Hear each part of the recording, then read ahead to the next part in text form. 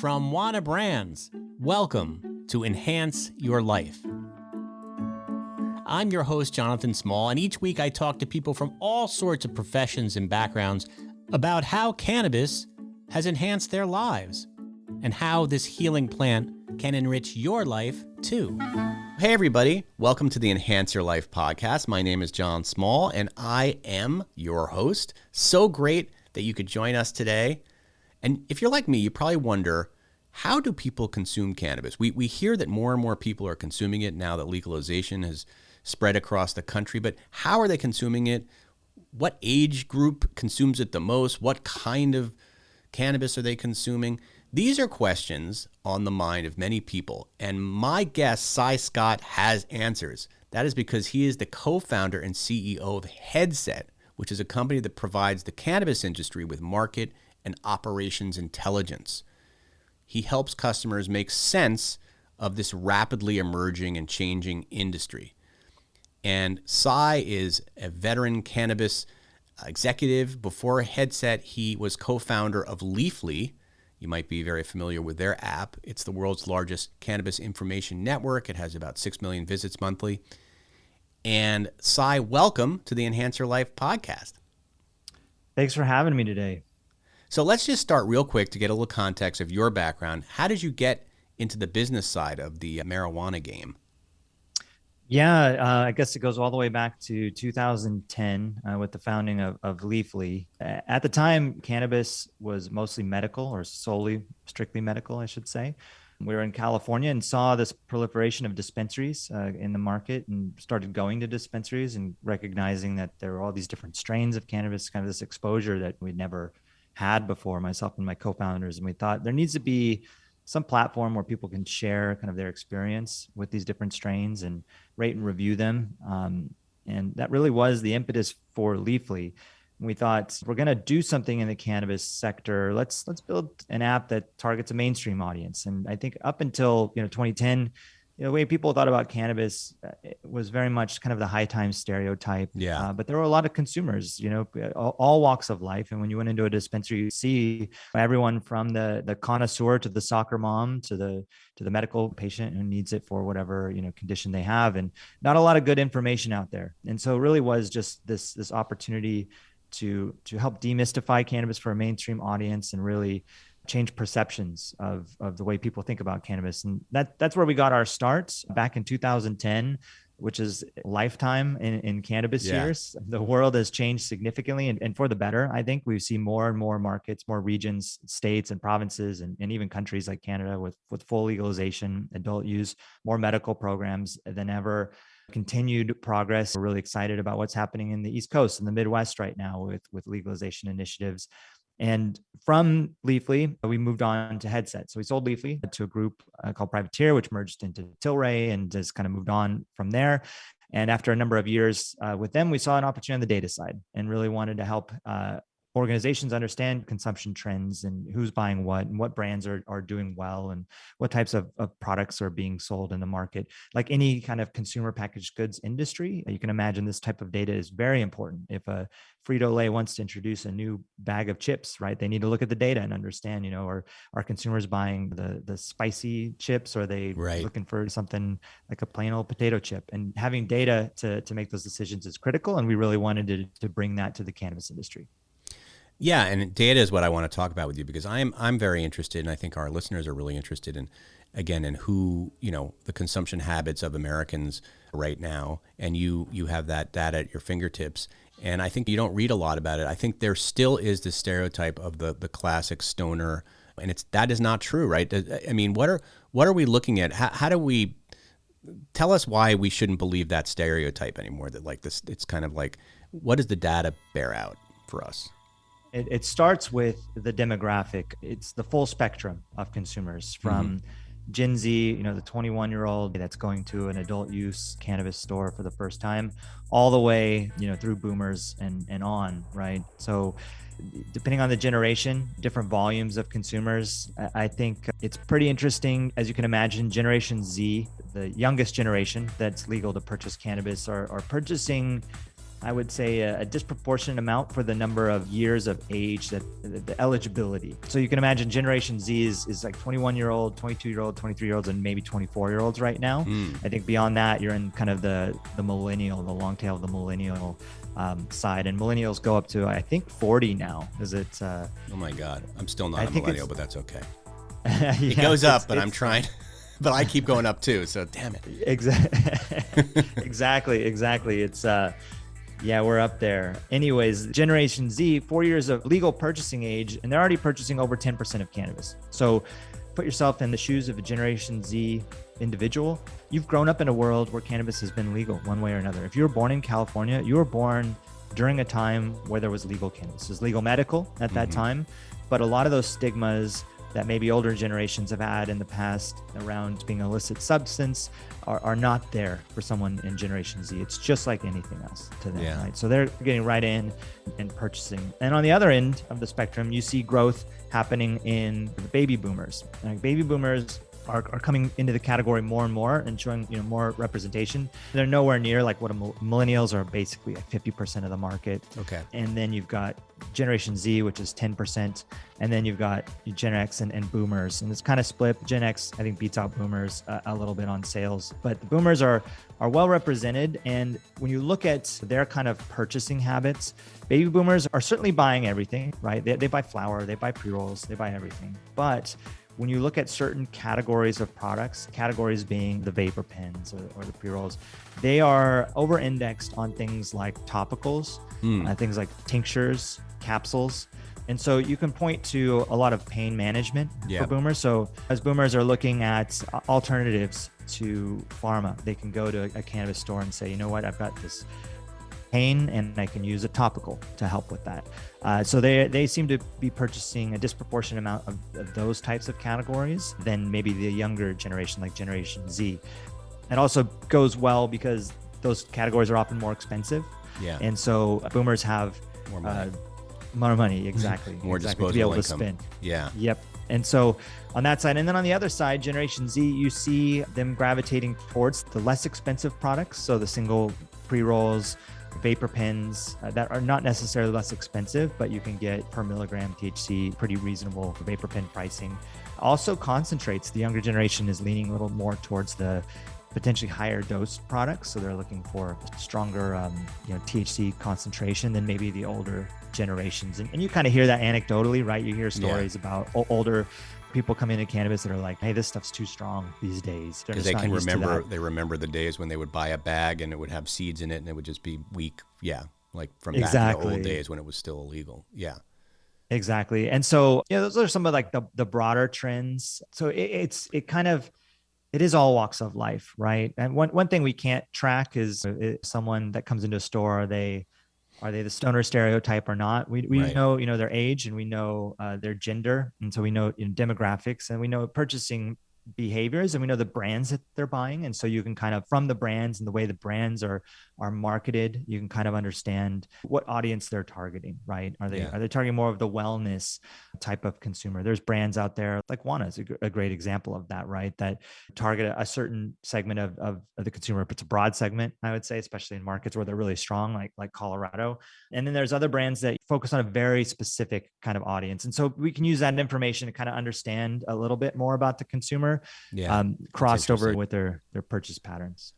Let's go to Gen Z for a minute, a very elusive, mysterious generation to me, even though I think my kids fall under Gen Z, which makes them even more mysterious. What you mentioned, that they go for more inexpensive products, which makes a lot of sense. Do we get a sense why they consume? You mentioned boomers are generally consuming a lot of time because of pain management. What about Gen Zers? Is it purely for recreational purposes? Are they using it? You mentioned wellness and lifestyle kind of things, or wellness. How are they using it, do you think? Yeah, I think like every generation, every demographic, of course, you get a broad spectrum of consumers in all shapes and sizes. And I'm sure there are Generation Z consumers that are using it for wellness. One of the outside of the cannabis industry, you read a lot about Generation Z kind of pushing back on things like alcohol. Other data sources are showing that, they're consuming less alcohol. They're not going to the bars as much for cocktails. They're looking for alternatives. And so I think that Cannabis is a good example of that.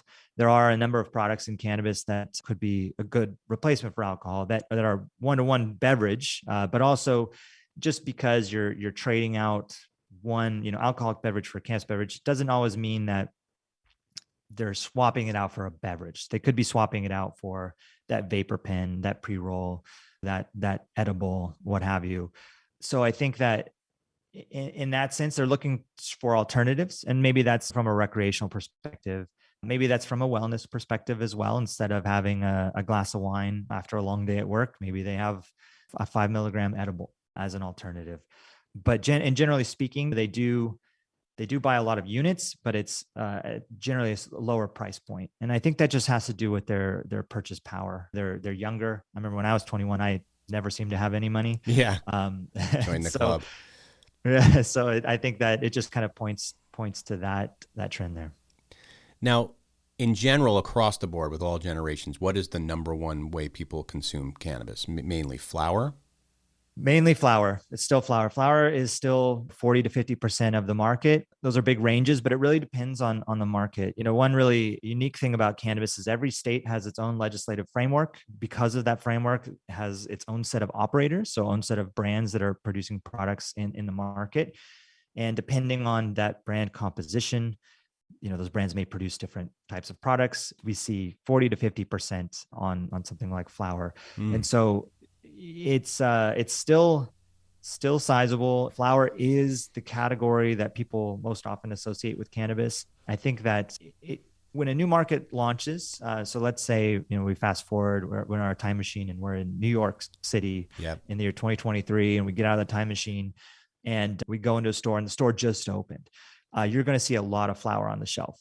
And so if flower is overrepresented as assortment, then that means that's what we're buying. And that often is the case because flower is a relatively straightforward product to produce, right? It's the plant, you grow the plant, you cure the plant, you dry it and you package it, but it's still the flower from the plant. It's very different than something like a gummy or any type of edible where you have to have a recipe, you have to have extraction methods, you got to have packaging. Not the flower doesn't have packaging in adult use markets. It does come packaged. But because of that, you see this start where flower is really 80+% of the market in the beginning. And then it sinks over time and other categories come in. People discover they don't know maybe about, if you don't live in a legal state, you don't realize the options available to you. It's kind of incredible. Yeah. When you walk into a dispensary and you see all the different options. Yeah. It's overwhelming. And when a new store opens, there are limited selection because the brands just are gearing up. Everything's just starting, production starting. And over time that starts to normalize, but it seems to level out about 40% on flower. I think over a long enough time, I think that flower will continue to lose market share to other categories. I think that there's a lot of innovation that's happening all the time, from edibles to vape pens to even pre-rolls that are just pretty interesting. And I think that just plain old flower will lose market share. It's a complex product, really. If you have no background in cannabis and adult use cannabis, you can walk into a store, you're 21. Let's say you have no exposure to it. You're really curious about it. It can be a little overwhelming, right? You get this plant material. It's like, what? And you probably don't smoke because you're in Gen Z, so just the idea of smoking is a little bit like, I don't like to smoke. I don't want to put that in my lungs. Right. Exactly. So how do you, and then what are your options, right? You bake with it. You got to grind it up somehow. How do you do that? And now I don't want to smoke it. If I did want to smoke it, you have to have some sort of device to do that, or you've got to know how to roll a joint, which is no easy feat. I'm still for a new trying consumer. to figure it out. Yeah. Right. And so it's kind of an overwhelming category for a new consumer. And that's what's so exciting about adult use is, to your point, like when this is all new. And when it comes to a market, people have exposure to cannabis in the illicit market for sure. Right. But not at the level of product variability and assortment that you do in a legal market. Like you're in California, right? Yep.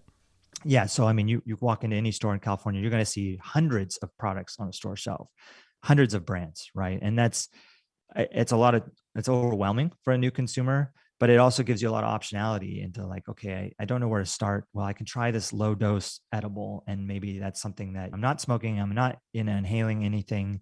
And it's fast onset and it's small low risk because it's low dose and easy, right? And so I think you're going to see more and more of that capturing more of category share. Yeah. So it's not so much that people like flower more, it's sometimes more they just know flower better. And of course, the old timers, I think people who have been smoking most of their lives tend to gravitate towards flower.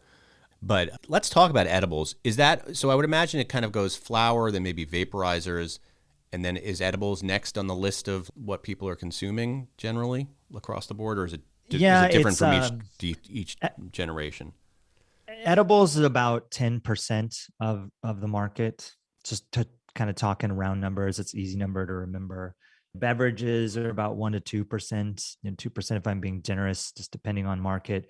I think above edibles, kind of flower, pre-rolls, usually number 2 or number 3 with vapor pen, depending on, sometimes in different markets, those are competing categories. Pre-rolls like are in California. Rolled for you. But I think of that as flower. Maybe I'm just, because I'm not, because that's flower. It is flower for you. Yeah. Yeah, we do classify them as pre-rolls. Yeah, right. And there's like connoisseur pre-rolls where they might be dipped in resin and wax and all of that. They're very high potency.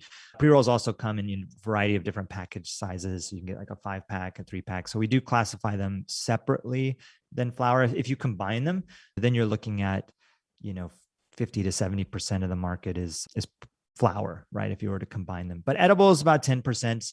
Beverages we classify separately from edibles, but beverages about 1% to 2%.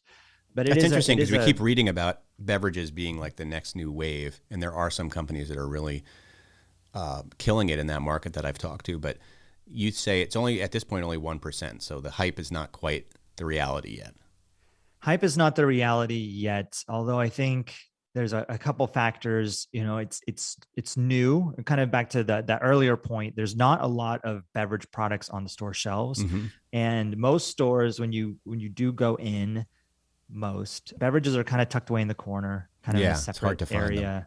Hard to find them, right? And often bud tenders are kind of used to the assortment that's right in front of them and kind of encouraging people to buy maybe what they're consuming and what they're used to. And there's a whole host of dynamics, but that's changing. There are some beverage brands like in California, there are beverage brands that are positioned kind of like the seltzer model, like the hard seltzer that's gained so much traction in alcohol, where it's, low calorie or no calorie basically compared to alcohol.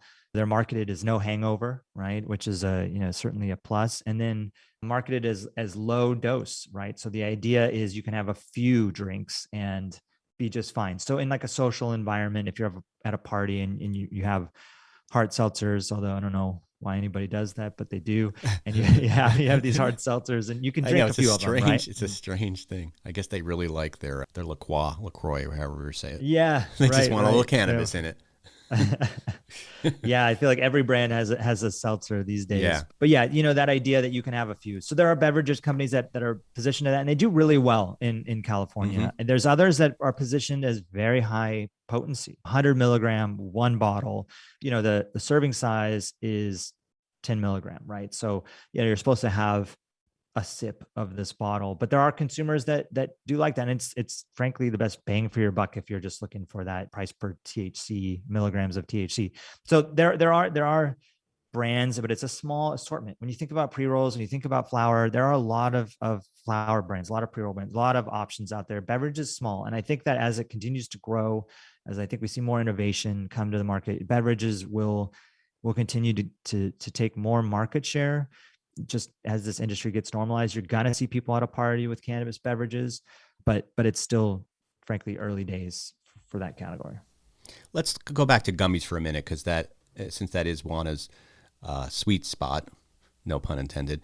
What's your take on why people, first of all, what's your take on the kind of person that purchases gummies? Sure. Yeah, I think it's all types. I think gummies and edibles in general people gravitate to them because it's a non-inhalable. So it's an alternative to inhaling cannabis. Your other options are topicals, but those aren't going to have the same effect. That might help with some pain, or just you're not going to have that kind of euphoric effect from something like topical. So ingesting cannabis is a good alternative. And you mentioned like Gen Z not wanting to smoke as much. And I know vapor pens, and there's been a lot about like non-cannabis vapor and consumption in younger generations. But still, you know, you're putting stuff in your lungs. So I think that there's something to be said for that. I know that Wana, I've read, you know, in the past has sponsored some athletes, right? And athletes are very mindful of, you know, what they're inhaling, their lung capacity, what right? they put in their bodies. Exactly. So I think that kind of points to people want kind of alternatives. I think that there's different categories or, you know, segments of edibles. There's chocolate that you see quite often, kind of gummies. Then there's like chews and taffies. There's all different types, all the way to like savory edibles. It's like everything. But, you know, gummies, you know, I think that there's a lot of options with gummies, different flavors. I think they're pretty simple. They also have some historic, you know, in the illicit market, there were always kind of cannabis gummies were around. And I think that, and they've been, medical they get marketed in ways that are very illegal in terms of copying somebody else's IP. Oh yeah. And there's been just some big issues. Yeah. And they also appeal to kids. So that's a big problem. Yeah. Huge problem. And like most states have restrictions around that. You know, you can't have packaging that looks like it is targeted at younger audience, which is great. And a big reason why we need to have legal frameworks in every market to get rid of all of those problems. Yeah. Because if it's regulated, it's easier to control that, right? But anyways, yeah, there are these other categories, but gummies does tend to dominate. You know, could be price points, could be, you know, selection, assortment, could be brands like Wana that just do a really good job out there that people are aware of and they're looking for and they're asking for, kind of driving some of those sales. I feel like gummies too have, from an innovation perspective, product innovation, I feel like gummies is where that's happening. Mm-hmm. And I'm not the expert on production, and I don't know if it's because of gummy production is a better suited candidate for innovation than something like chocolate, or it's because gummies sell really well, so people are just innovating in that category as is. But there are things that I think are early trends and new things, and Wana is one of them. There are a number of others that do it as well, but things like fast onset, yep, I think is huge. When legal markets open up, there is some concern about edibles, because when people come from the illicit market, you always hear the stories of people that say, oh, I tried a brownie and it was too much. And I was on a couch and I just kind of lost it for 8 hours. And there is some concern with edibles from that, right? And so you kind of mitigate that with things like low dose. Okay, here's a 5 milligram, or here's a 2.5 milligram. And there's a lot of literature that's produced by states when markets open up that say start low, go slow, right? Yep. Like don't have too much. That's the mantra of this show. We should just call it start low, go slow. I should call that. Is that change what the it podcast? Yeah. That's yeah. And it's true. It's true. Like, but even that, when you have to have rules around something, I think it's kind of, okay, I better be mindful how slow, and how exactly. low, right? Like now I got to really think about this. And that's kind of what happens if I mess up. I think that it kind of could spook some people. If you're talking about alcohol for the first time, someone warned you, okay, go really slow, which they do, I guess. Don't have too much. Be careful how much of that bottle you have. Yeah. But things like fast onset, I think will help change the narrative. I think that consumers are just getting exposure to it. Mm-hmm. A lot of cannabis is sold on price. A lot of cannabis sold on potency. So, if it's potent and it's low price, great, I'll try that. But that will change, right? That will change as brands get traction, as people start to know about consistency and quality and how that brand resonates with them. And it is changing more and more every day. But the fast onset, a little different, sometimes a little more expensive, sometimes not as potent, right? But I think consumers are starting to see that it's pretty game changing for a category like edibles, where you don't have to wait the 45 minutes. That's a tough thing when you're used to, if you want to have it recreationally, you're used to a glass of wine and you feel it in 5 to 10 minutes, and an edible, you kind of got to wait, and you're like saying, okay, well, I'm going slow, 45 minutes. Is that enough time? Have another one. And next thing you know, it all kicks in. So I think that kind of innovation certainly will help drive the gummy category. Is there anything in, you're a seasoned veteran here, you probably don't get surprised too much, but since you started Headset, are there any findings that have surprised you a bit where you're like, wow, I did not see that coming? Is there anything like that? Yeah, I think I'm always surprised by the types of products that are out there. Like what? Like, just all sorts, like just last week in the California market, I noticed that the Fireball brand of the cinnamon whiskey Yeah. is producing an edible. Right. Oh, that's interesting. Yeah. Seeing stuff like that, seeing kind of like savory foods, popcorn, chips, I think always kind of surprised me. I guess I probably shouldn't be surprised at this point. It's kind of like, let's try it. Yeah. It's yeah, kind of like, right. let's make it into cannabis. Yeah. If you can put cannabis, I think what we'll find is that cannabis doesn't actually mix with everything. I know Juana has found that in doing a lot of experimenting, especially with flavors. Right. Yeah. And that's probably the big one. I think, just the amount of brands that are out there, the amount of product innovation, I think is very surprising. When we started Headset 5-6 years ago, brands were pretty new for the most part. Brands like Juana have been around forever, but this idea of branded cannabis was new. And, there's a lot of flower, and especially in the medical days, a lot of the flower would come just from the dispensary, vertically integrated, and the strains were the brands. And the amount of brands these days, it's shocking how many are out there. And it depends on the market. If you're listening to this and you're in Florida, you might say there's not that many brands, right? Because there's only a handful of licensed dispensaries, and those dispensaries have to be strictly vertically integrated, producing their own products. So they have 5-6 internal brands. But if you go to LA and you walk into Colorado, a store, you could be overwhelmed by the amount of brands. So that's been a big surprise for us. Yeah. Seems like capitalism at work, right? It really is. Yeah. It really is. It's the great experiment, right? The states as the experiment, as the laboratory. Mm-hmm. It's really cool to see. New York is about to experience that, don't you think? Yeah, pretty soon. Big time. And New York, I'm really excited about. New York is going to be a very interesting market from a brand perspective, because they are also not allowing vertical integration. And so when you don't have vertical integration, you have more brands like Juana that are strictly consumer packaged goods brands that aren't also trying to be retailers. Like, you don't see Juana stores in the US, you see Juana products. And so because of that, you're going to see a lot of unique brands and products. So it'll be really exciting to see. And every market has its own unique dynamic, unique flavor, unique culture.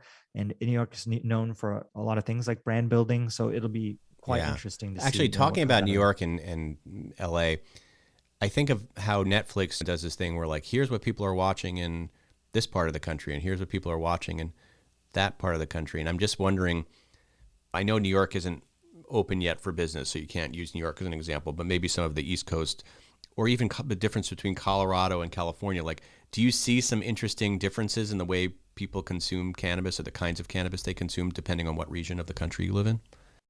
Yeah, we do. And it's quite different. That's interesting. But it's very interesting. And I don't think it has to do with the consumer. Like, I think someone that's living in LA versus someone that's living in Denver, not that different. Right. And when you pull everybody together, right? Right. You wouldn't really be able to tell.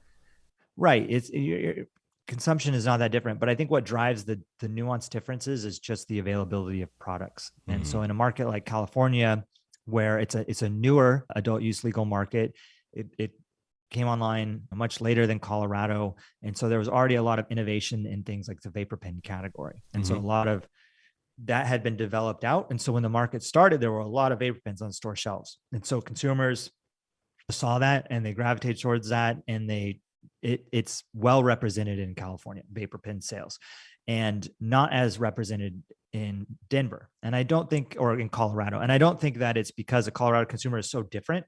It's just because when they came into the market and started purchasing products, Juana was available and these other brands were available. And there weren't a lot of vapor pen brands at the time. Now there certainly are, but you've got to change consumer behavior at that point, because they've already kind of built these habits and these behaviors, where in California, they started with these habits and behaviors. And so you see that. And I think over time, it'll start to normalize. And ultimately, we should see very similar consumption patterns across markets with like maybe some nuance. I don't know exactly what that nuance would be. Yeah. In LA, maybe, I don't know, people are looking for healthier options, right? Maybe they're not but smoking I can't as imagine. much, but yeah.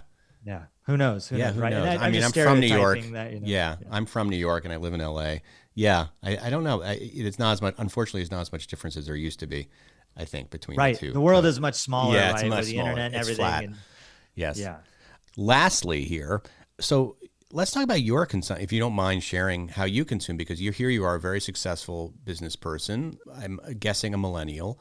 And how do you consume? Is it, let me know, like, yeah, I'm just curious, because you obviously are very highly functioning. Yeah, thank you. And I'm Generation X, I guess. Really? Okay, well, you're my Yeah, generation. Yeah, you're my generation. yeah. I'm like right on the end of it. Right. You're not such It's a like, salt and pepper beard as I have. Sorry, we're looking oh, at each other. it's getting there. It's getting there. Okay. Yeah. It's after I saw someone, events are happening again in the cannabis industry, and I was at an event and you don't see people for 2 years in the pandemic. And the first thing they say is like, wow, you got a lot of gray hair. Yeah. Like, yeah, well, that's what happens. That's what happens. That's over time and during a pandemic when you're stressing out. Yes. That's right. So yeah, I'm not a millennial, but I'm right on that precipice, just like those millennials that are turning 40. And so right there, kind of, I guess, straddle the line. But my consumption, I mean, it's, I'm in the industry. It's like anything else. It's like how I might have wine or beer or bourbon or something like that. Generally, end of the day, kind of before bed, just kind of way to wind down is kind of how I enjoy it. I'm not really a functional consumer. Like, I don't really enjoy consuming and trying to get stuff done. I enjoy consuming and just kind of shutting down and catching some Netflix or something, right? And before I fall asleep. And it's I don't know, intermittent, maybe a few times a week. There were times when I'd have a bit more, but yeah, just a handful of times. Just Are you like, a flower guy? No, I'm not. I'm pretty, I should be, right, coming from Leafly. Yeah. And I love it. I do, but I'm like lazy and I'm busy. It goes kind of back to the whole flower thing, like the whole grinding up flour. Yeah, that's like for the veterans. Right? Yeah. Yeah, it's like it's a ritual and a whole thing, and it's I love it. I love it when I do it, but going on my way to search out that stuff just on a personal, like if I'm out and about or with people or whatever, then yeah, and someone has great flower, love to consume it. But on my own, it's usually kind of edibles. It's just kind of like I'll take a 5 milligram, awesome, or if I'm feeling adventurous, 10 milligrams. So I'm pretty boring, I think, when it comes to cannabis consumption. But I just think about it like anything else. I'm just like, oh, it's instead of having a little bit of bourbon, maybe I'll have that. Sometimes both. Well, I'll share an edible with you anytime. We can. That sounds good. Yeah, we can have dinner over an edible. I like that plan. Sai, thank you so much for joining us. This has been really enlightening and fascinating, and you're a font of wisdom. So I appreciate your joining us today. I really enjoyed the conversation. Thanks for having me. Thanks, Sai. Enhance Your Life is brought to you by Wana, the #1 infused product in North America. Wana's entire process is designed to deliver the same great experience time after time. They have spent years fine-tuning their recipes so that their products are delicious, consistent, and potent. For more information, head on over to wanabrands.com. That's Wana, W-A-N-A, brands.com.